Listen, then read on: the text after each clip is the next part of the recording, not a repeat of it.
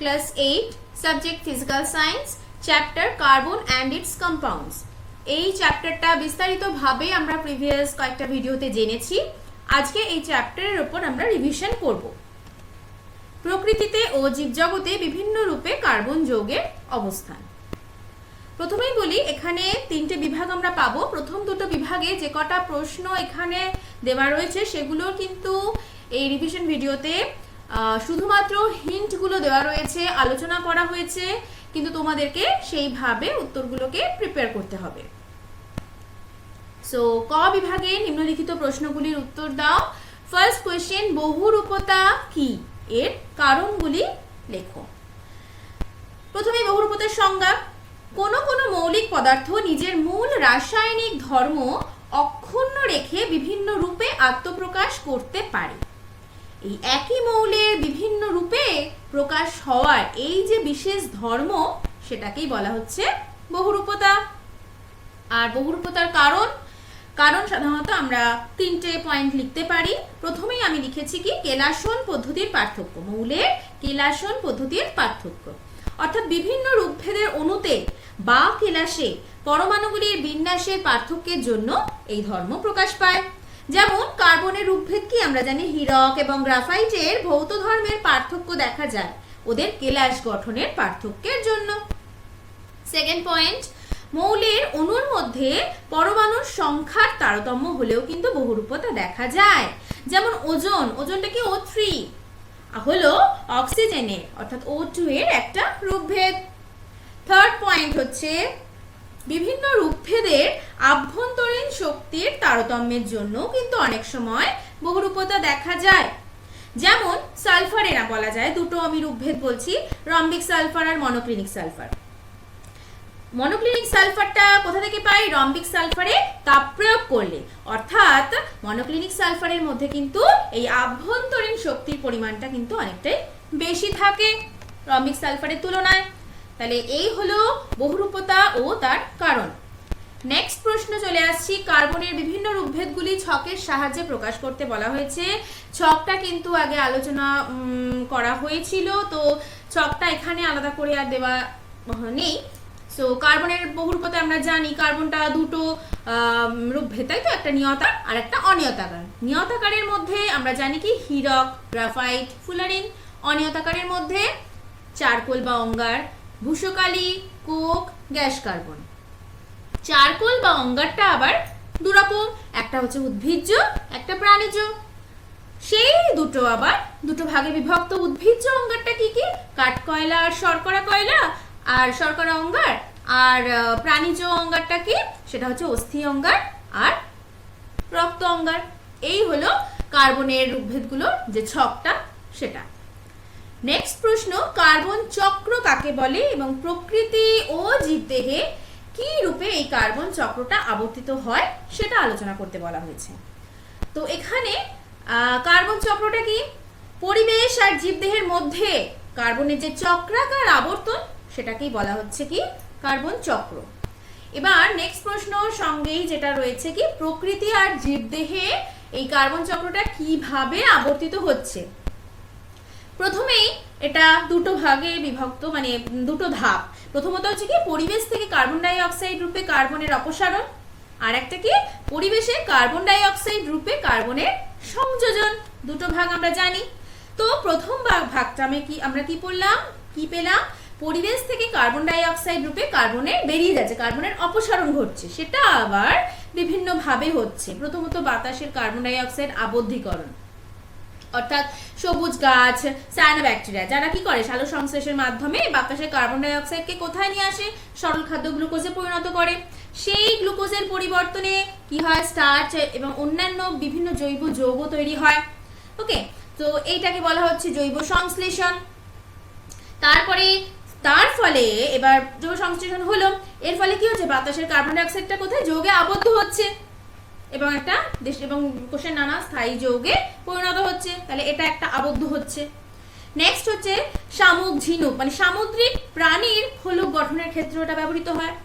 Third point, ধাতব carbonate, অর্থাৎ যেমন মার্বেল, চুনাপাথর, এইগুলোও আর কি পরিবেশে বিভিন্ন ধাতব কার্বনেট কিন্তু শিলাপাথর রূপে পাওয়া যায়।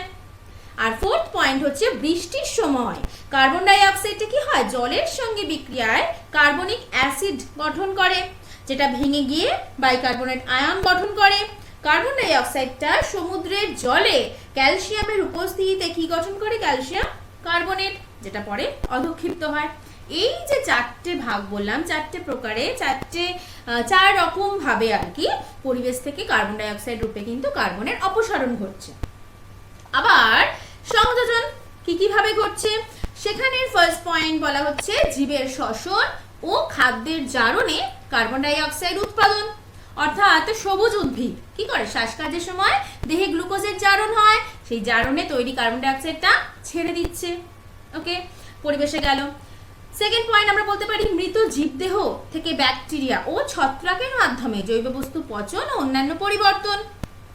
অর্থাৎ আমরা পাউরুটি, হ্যাঁ, ছাতা ধরতে তো সবাই দেখেছি, বা গরমকালে দেখে থাকি যে বিভিন্ন জিনিসপত্র নষ্ট হয়ে যায় ভালো করে না ফোটালে।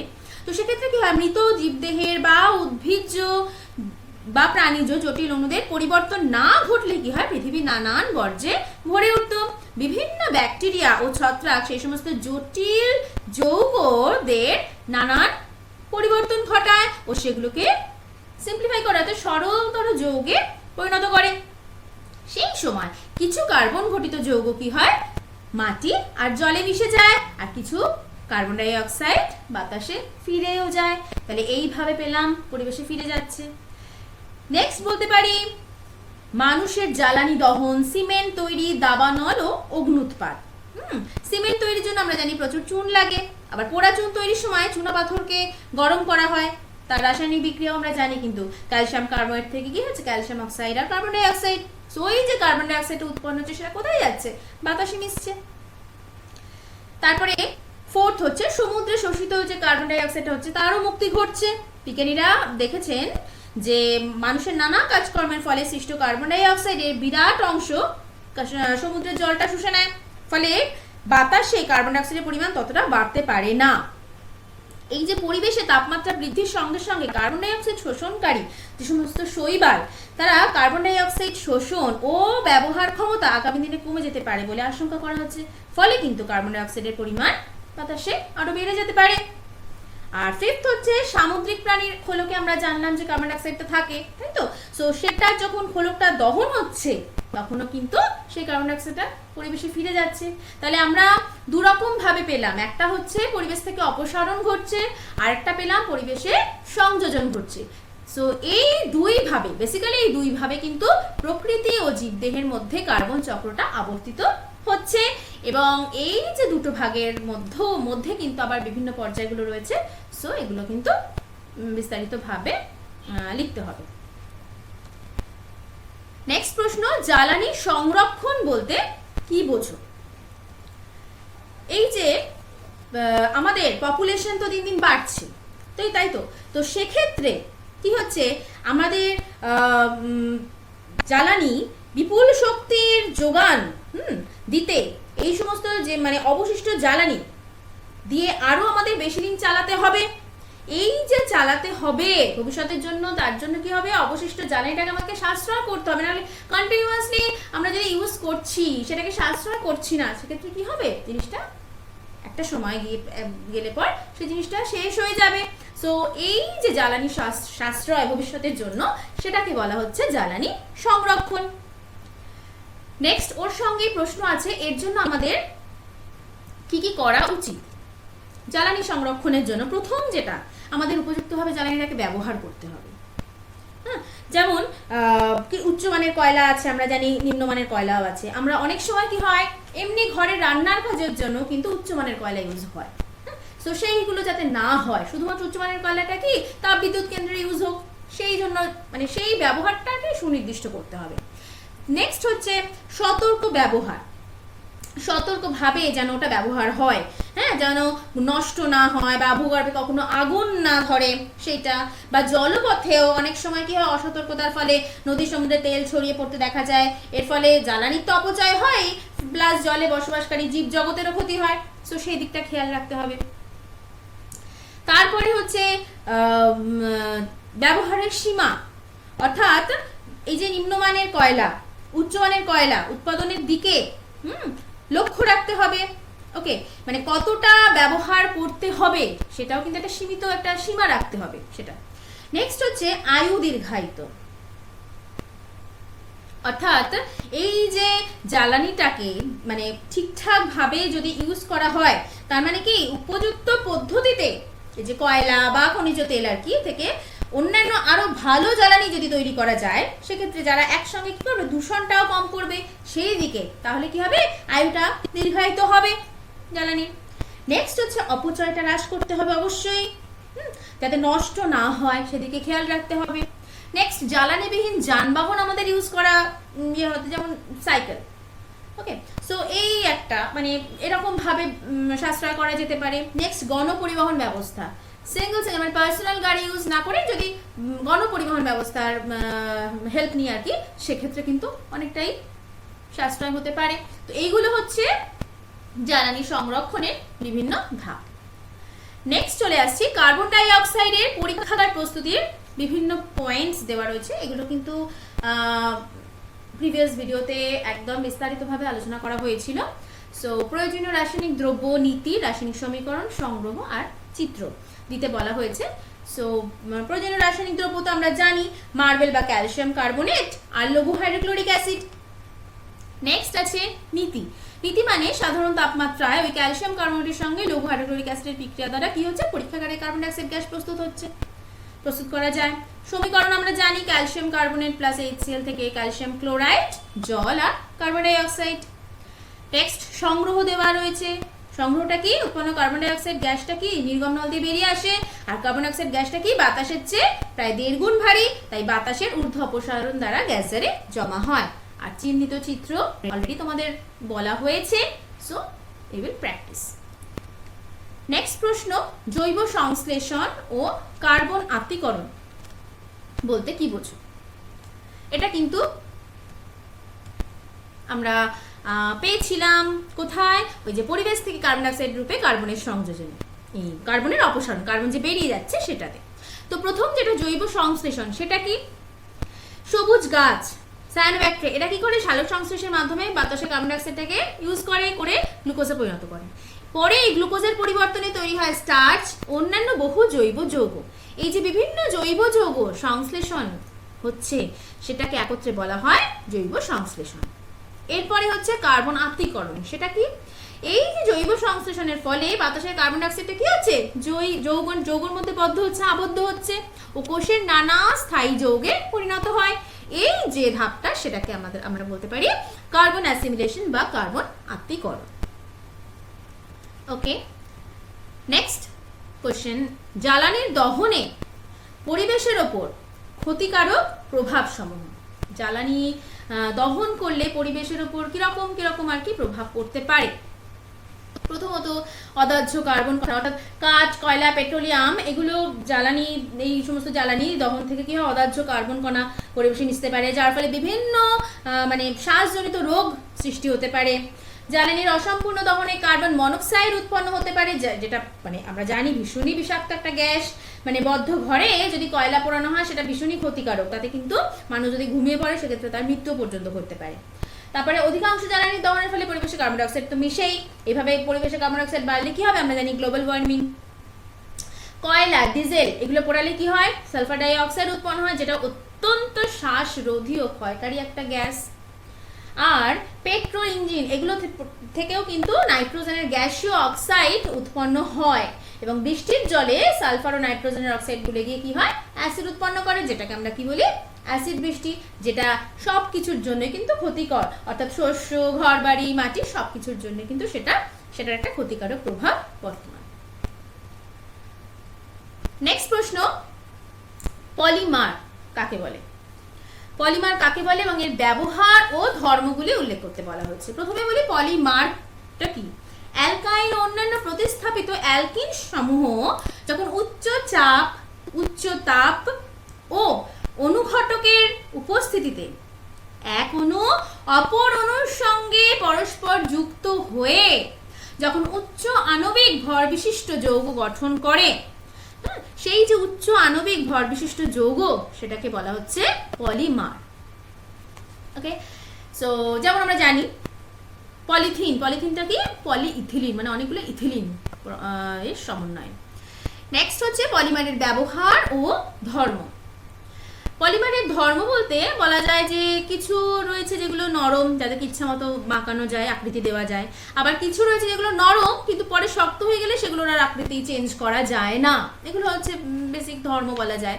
এছাড়া পলিমার বলতে আমরা অ্যাজ অ্যান এক্সাম্পল পলিমারের আমরা কিন্তু জানি পলিথিন, পিভিসি, নাইলন, এগুলো তো সেইগুলোর কিন্তু আলাদা আলাদা ধর্ম, ব্যবহার সবই রয়েছে। যেমন পলিথিনটা আমি একটা এক্সাম্পল দিচ্ছি, যেমন পলিথিনটাকে নমনীয় কিন্তু আংশিক কঠিন, তড়িতের কুপরিবাহী আর রাসায়নিকে নিষ্ক্রিয়।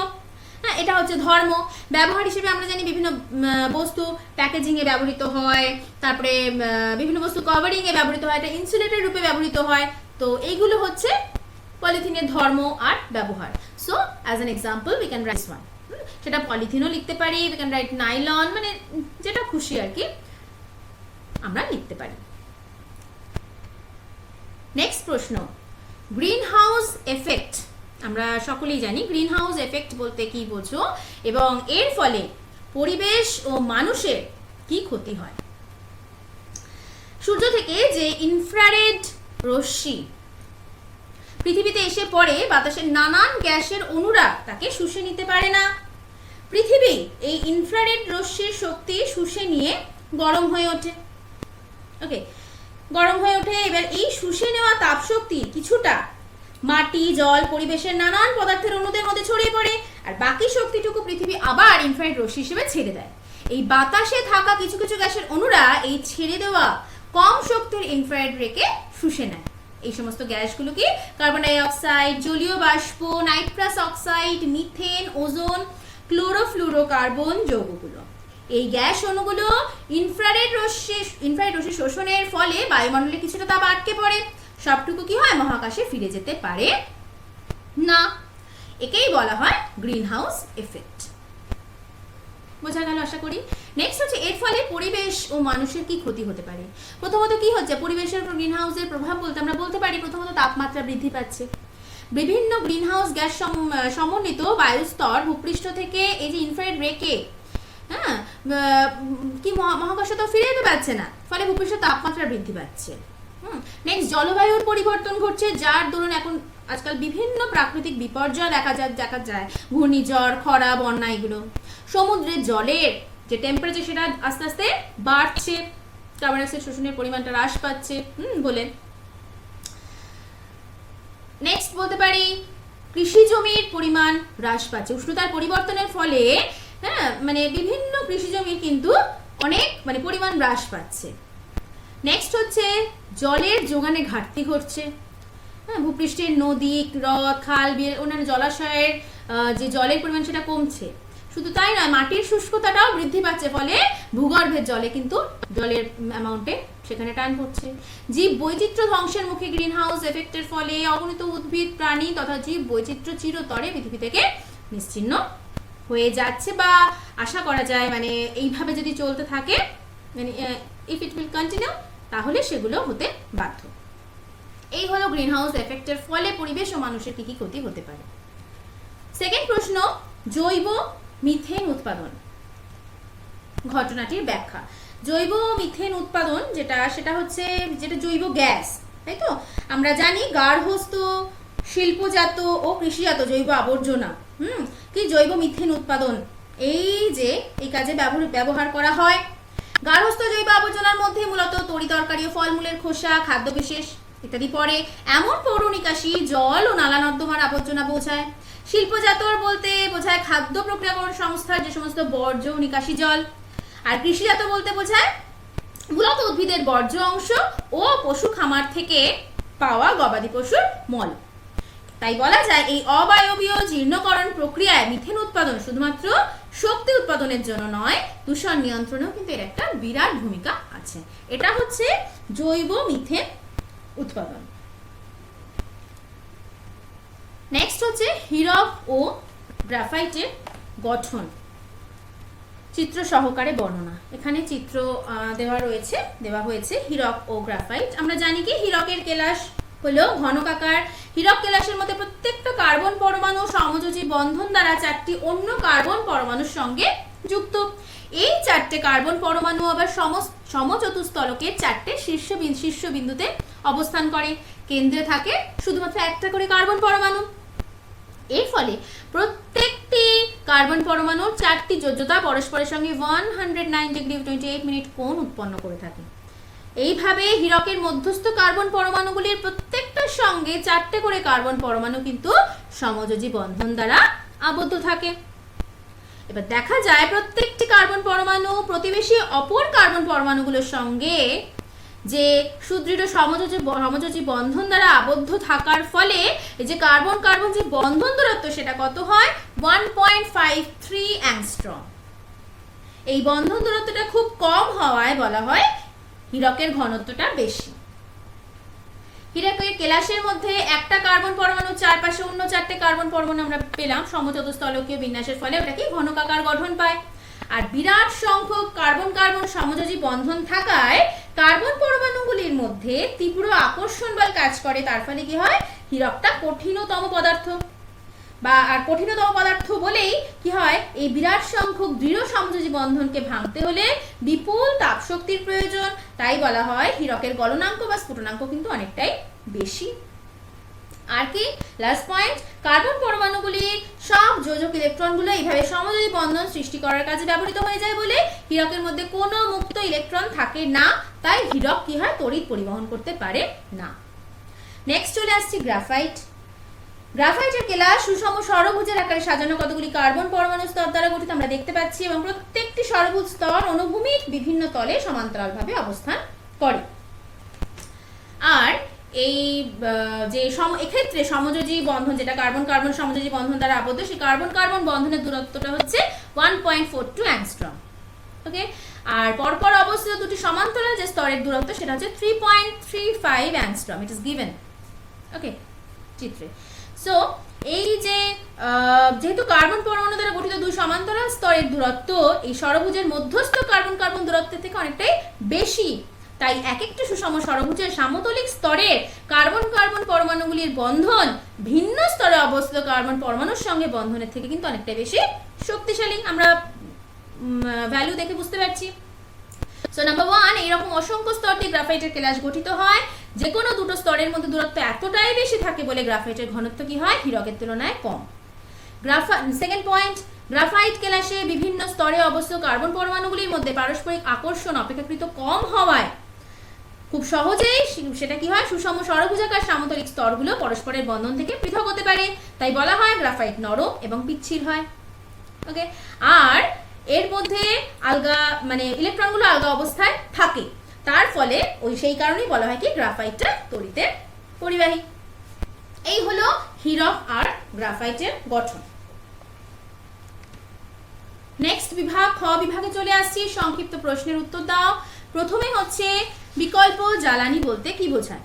আমরা বহু ব্যবহৃত জ্বালানিগুলোর বিকল্প হিসেবে বিভিন্ন শক্তি উৎসের কথা এখন ভাবা হচ্ছে বর্তমান, যেমন সৌরশক্তি, বায়ু শক্তি, ভূতাপ শক্তি, জোয়ার ভাটার শক্তি, এই সমস্ত শক্তিগুলো সেগুলোকে বলা যায় বিকল্প জ্বালানি আর কি, বিকল্প জ্বালানির উৎস হিসেবে। নেক্সট হচ্ছে একটি টেস্ট টিউবে সালফারের গুঁড়ো নিয়ে সেটাকে উত্তপ্ত করলে, সালফারের গুঁড়ো নিয়ে সেটাকে যদি উত্তপ্ত করা হয় তাহলে সেক্ষেত্রে কি ঘটবে। এখানে চিত্র দেওয়া রয়েছে। এই যে বাঁ দিকেরটা সেটা হচ্ছে বলা যায় সালফারের গুঁড়ো আর কি, সেটা মানে রম্বিক সালফার, আর ডান দিকেটা হচ্ছে মনোক্লিনিক সালফার। সো রম্বিক সালফারের চূর্ণকে নেওয়া হলো একটা বেসিনে, রেখে সেটাকে গলানো হলো 119.5 ডিগ্রি সেন্টিগ্রেড উষ্ণতায়, ওটা গলে হলুদ তরলে পরিণত হয়। এই তরলটিকে আস্তে আস্তে ধীরে ধীরে আর কি ঠান্ডা করলে উপরে সরের মতন একটা লেয়ার পড়ে যায়। এই অবস্থায় সরের উপর দুটো ছিদ্র করে ভিতরে তরল পদার্থ আস্তে আস্তে ঢেলে বের করে নিলে কি দেখা যায়, বেসিনের গায়ে সূচের মতো লম্বা স্বচ্ছ হলুদ রঙের কেলাস পাওয়া যায়। ওকে, সো এটাকেই বলা হচ্ছে মনোক্লিনিক সালফার। তাহলে এটাই কিন্তু হচ্ছে সালফারের দুরকম রূপভেদ আর কি। একটা রম্বিক সালফার, একটা হচ্ছে মনোক্লিনিক সালফার। নেক্সট প্রশ্ন, হীরক ও গ্রাফাইটের ভৌত ধর্মের তুলনা। এখানে পয়েন্টসগুলো কিন্তু আলোচনা করা মানে দেওয়া রয়েছে। প্রথমেই যেটা রয়েছে বর্ণ ও গঠন। হীরকটা কি বর্ণহীন, স্বচ্ছ এবং কেলাসিত, আর এটার প্রতিসরাঙ্কটা বেশি, তাই উজ্জ্বল দ্যুতি নির্গত হয়। গ্রাফাইটটা কি ধূসর কালো বর্ণের কেলাসিত পদার্থ, এর দ্যুতি আছে। নেক্সট আপেক্ষিক গুরুত্ব, হীরকের 3.5, গ্রাফাইটের 2.25। নেক্সট হচ্ছে কাঠিন্য, হীরকটা কঠিনতম পদার্থ, গ্রাফাইটটা কি খুব নরম এবং পিচ্ছিল। তড়িৎ পরিবাহিতা, হীরক কি কুপরিবাহী, গ্রাফাইট উত্তম পরিবাহী। নেক্সট হচ্ছে অক্সিজেনের মধ্যে দহন, 800 থেকে 850 ডিগ্রি সেন্টিগ্রেড উষ্ণতায় হীরকটা কার্বন ডাই অক্সাইডে পরিণত হয়, আর গ্রাফাইটটা কি হয় 700 ডিগ্রি সেন্টিগ্রেড উষ্ণতায় কার্বন ডাই অক্সাইডে পরিণত হয়। নেক্সট হচ্ছে কাগজে দাগ কাটার ক্ষমতা, হীরককে কাগজে দাগ কাটতে পারে না জানি আমরা, গ্রাফাইটটা পারে। নেক্সট হচ্ছে কাঁচ কাটার ক্ষমতা, অবশ্যই হীরকের কাঁচ কাটার ক্ষমতা আছে, যেটা কিন্তু গ্রাফাইটের নেই। নেক্সট প্রশ্ন, পরিবেশে মিথেন গ্যাস কি রূপে উৎপন্ন হয়? আমরা দেখতে পাচ্ছি এখানে দুটো ছবি দেওয়া রয়েছে। পরিবেশে বিভিন্নভাবে কিন্তু মিথেন গ্যাসটা উৎপন্ন হয়। পৃথিবীর বিস্তীর্ণ ধানের জলাভূমি, বর্ষা অরণ্যের মেথানোজেনিক ব্যাকটেরিয়া কিন্তু মিথেন কন্টিনিউয়াসলি তৈরি করে চলেছে। গবাদি পশুদের পাকস্থলীর রুমেন প্রকোষ্ঠ ও উইপোকাদের অন্ত্রের ব্যাকটেরিয়ারাও কিন্তু মিথেন তৈরি করে বাতাসে ছেড়ে দিচ্ছে। সো এইভাবে কিন্তু পরিবেশে মিথেন গ্যাস উৎপন্ন হতে পারে। নেক্সট হচ্ছে অধিশোষণ। নেক্সট প্রশ্ন, অধিশোষণ কাকে বলে? চারকোল তার উপরিতলে, পৃষ্ঠের উপরিতলে অনেক রকম পদার্থের অণুকে ধরে রাখতে পারে, উপরিতলে শুধুমাত্র, ওই জন্য এটাকে বলা হয় অধিশোষণ। সেকেন্ড প্রশ্ন, সক্রিয় চারকোল কি এবং এর বিশেষ কয়েকটি ধর্ম। সক্রিয় চারকোলটা কি বিশেষভাবে তৈরি চারকোল, তার পৃষ্ঠতলে অনেক গ্যাস অণুকে ধরে রাখতে পারে, এই যেটা সেটাকে বলা হচ্ছে সক্রিয় চারকোল। আর এর বিশেষ কয়েকটি ধর্ম, প্রথম যেটা সেটা হচ্ছে কি বিরঞ্জন, অর্থাৎ একটা বিকারে জলের সঙ্গে লাল লিটমাস মেশানো হলো, দেখা গেল জলের রং কি হচ্ছে লাল হয়ে গেছে। এইবার এর মধ্যে সেটার মধ্যে যদি কিছু সক্রিয় চারকোল দিয়ে সেটাকে ঝাঁকানো যায়, কি হবে, জলের লাল রংটা আবার বর্ণহীন হয়ে যাবে, অর্থাৎ বর্ণহীন হয়ে গেল, অর্থাৎ বিরঞ্জন। নেক্সট স্বাদ হরণ ক্ষমতা, অর্থাৎ একটা বিকারে একটু জলের মধ্যে যদি কুইনাইন মিশিয়ে স্বাদ নিলে দেখা যাবে কি ভীষণ তেতো, আমরা জানি। বিকারের মধ্যে সামান্য সক্রিয় চারকোল মিশিয়ে সেটাকে ঝাঁকালে বেশ কিছুক্ষণ রেখে ফিল্টার করে যে পরিশ্রুতটা পাওয়া যাবে তার স্বাদ নিলে কিন্তু দেখা যাবে সেটা একেবারেই তেতো নয়। তারপর হচ্ছে অনুঘটক রূপে ব্যবহার, সক্রিয় চারকোল অনেক বিক্রিয়াকে কিন্তু ত্বরান্বিত করে, মানে তাড়াতাড়ি করে আর কি। নেক্সট হচ্ছে গ্যাস শোষণ ক্ষমতা, আমরা পেলাম অধিশোষণ। তো দেখা গেছে 0 ডিগ্রি সেন্টিগ্রেড উষ্ণতায় ও প্রমাণ চাপে 1 গ্রাম সক্রিয় চারকোল 172 ml অ্যামোনিয়াকে অধিশোষণ করতে পারে।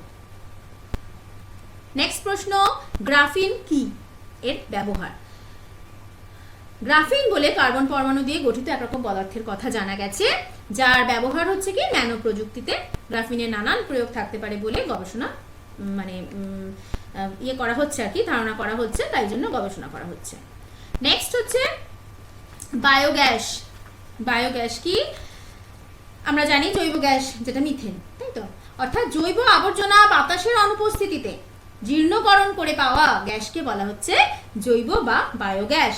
এটা কিন্তু সম্পূর্ণ জ্বালানি হিসেবে ব্যবহৃত হয়, আর এই অবায়বীয় জীর্ণকরণ প্রক্রিয়ায় মূলত কিন্তু মিথেন গ্যাসই উৎপন্ন হয়।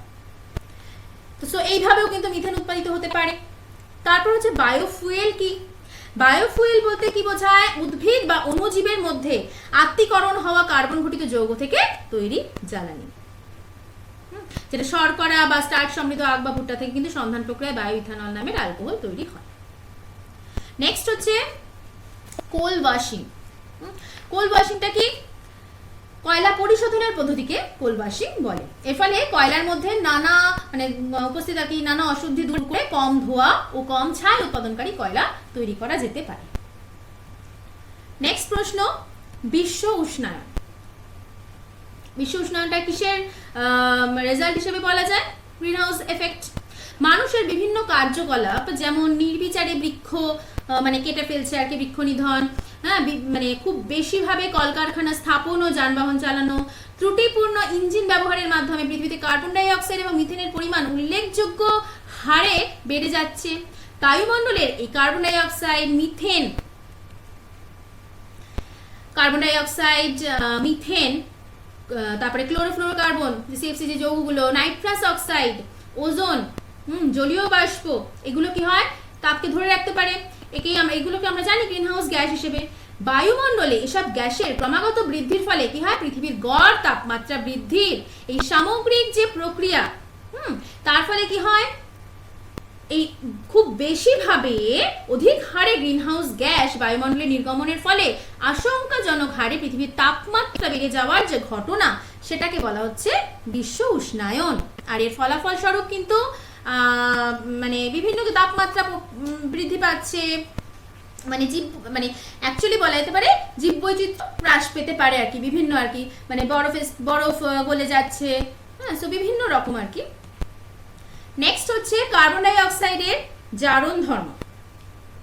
কার্বন ডাই অক্সাইডের জারণ ধর্ম, এখানে একটা এক্সাম্পল যেটা দেওয়া রয়েছে, জ্বলন্ত ম্যাগনেসিয়ামকে কার্বন ডাই অক্সাইড পূর্ণ গ্যাস জারের মধ্যে প্রবেশ করালে কার্বন ডাই অক্সাইড বিজারিত হয়ে কার্বন উৎপন্ন করে এবং ম্যাগনেসিয়াম জারিত হয়ে ম্যাগনেসিয়াম অক্সাইডে পরিণত হয়। এই জন্য এই যে ম্যাগনেসিয়াম অক্সাইডে পরিণত হচ্ছে, অর্থাৎ কি হচ্ছে, কার্বন ডাই অক্সাইডটা ম্যাগনেসিয়ামকে জারিত করছে, অর্থাৎ ওর জারণ ক্ষমতা বা জারণ ধর্ম বর্তমান। নেক্সট প্রশ্ন, সোডা ওয়াটারে ছিপি খুললে প্রচুর পরিমাণে বুদবুদের সৃষ্টি হয় কেন? আমরা জানি কার্বন ডাই অক্সাইড জলে দ্রাব্য। উচ্চ চাপে বেশি পরিমাণ কার্বন ডাই অক্সাইডকে জলে দ্রবীভূত করে সোডা ওয়াটার তৈরি করা হয়। চাপ বাড়ালে জলে কার্বন ডাই অক্সাইডের দ্রাব্যতা বাড়ে আর চাপ কমালে দ্রাব্যতা কমে যায়। সোডা ওয়াটারের বোতলে ছিপি খুললে তরলের উপর চাপটা কমে যায়, ফলে কার্বন ডাই অক্সাইডের দ্রাব্যতাও কমে যায়। তখন অতিরিক্ত দ্রবীভূত হওয়া কার্বন ডাই অক্সাইড ও জলীয় দ্রবণ অর্থাৎ সোডা ওয়াটার থেকে এই বুদবুদ আকারে বেরিয়ে আসতে থাকে। এই জন্যই ছিপিটা খুললে প্রচুর বাবলস, বুদবুদের সৃষ্টি হয়। তারপরে প্রশ্ন, ক্ষার ও ক্ষারকের সঙ্গে কার্বন ডাই অক্সাইডের কি বিক্রিয়া হয়? ক্ষার বা ক্ষারকের সঙ্গে বিক্রিয়া করে কার্বনেট এবং বাইকার্বনেট লবণ উৎপন্ন করে। সোডিয়াম হাইড্রোক্সাইড, যেমন সোডিয়াম হাইড্রোক্সাইডের সঙ্গে বিক্রিয়া করে সোডিয়াম কার্বনেট, আবার সোডিয়াম কার্বনেট বা যেটা উৎপন্ন হচ্ছে আর কি, সোডিয়াম কার্বনেট প্লাস জল, তার সঙ্গে যদি আবার কার্বন ডাইঅক্সাইড বিক্রিয়া ঘটায়, কি হবে, সোডিয়াম বাইকার্বনেট। সো কার্বনেট এবং বাইকার্বনেট লবণ উৎপন্ন করে। তারপরে প্রশ্ন, কার্বন ডাই অক্সাইড প্রস্তুতিতে H2SO4 ব্যবহার করা হয় না কেন? অ্যাসিডের ক্যালসিয়াম কার্বনেটের সঙ্গে অ্যাসিডের বিক্রিয়া দ্বারা কার্বন ডাই অক্সাইড প্রস্তুত করার সময় H2SO4 ব্যবহার করা হয় না, কারণ লঘু হাইড্রোক্লোরিক এর বদলে লঘু সালফুরিক অ্যাসিড ব্যবহার করলে ক্যালসিয়াম কার্বনেটের উপর একটা অদ্রাব্য আমরা দেখতে পাচ্ছি, অধক্ষেপে সাইন আছে, ক্যালসিয়াম সালফেটের একটা আস্তরণ পড়ে। এই আস্তরণ ভেদ করে লঘু H2SO4 আর ক্যালসিয়াম কার্বনেটের সংস্পর্শে আসতে পারে না। সেই হেতু কি হয়, বিক্রিয়াটা বন্ধ হয়ে যায়, তাই জন্য এটা ইউজ করা হয় না। নেক্সট হচ্ছে শুষ্ক বরফ। শুষ্ক বরফটা আমরা জানি সবাই, কঠিন যেটা carbon die oxide. Carbon die oxide gas 0 degree centigrade উষ্ণতা এবং 40 বায়ুমণ্ডল চাপে তরলে পরিণত হয়। এই তরল কার্বন ডাই অক্সাইডকে বাষ্পীভূত করলে বাষ্পীভবনের জন্য প্রয়োজনীয় লিন তাপ ওই তরল কার্বন ডাই অক্সাইড থেকেই গৃহীত হয়, ফলে ওই তরল কার্বন ডাই অক্সাইডটা আরো ঠান্ডা হয়, অর্থাৎ -78.4 ডিগ্রি সেন্টিগ্রেড উষ্ণতায় কঠিন কার্বন ডাই অক্সাইড উৎপন্ন করে। এটা দেখতে সাধারণ বরফের মতো, অথচ ধরলে কি হয় না, হাতটা ভেজে না আর কি, তাই কঠিন কার্বন ডাই অক্সাইডকে কি বলা হয়, শুষ্ক বরফ।